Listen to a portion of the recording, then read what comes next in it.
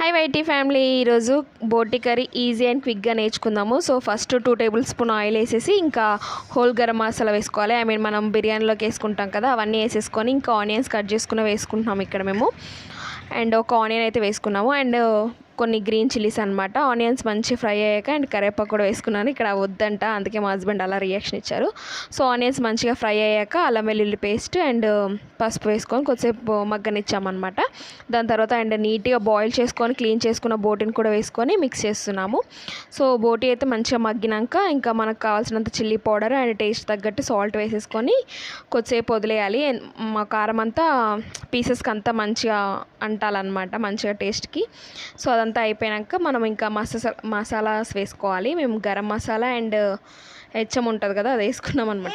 ధనియా powder అవన్నీ. So మా husband ఇక్కడ రియాక్షన్ బాగుంది కదా. సో మనకి కర్రీ కావాలంటే కర్రీకి తగ్గట్టు వాటర్ వేసుకోవాలి. మేము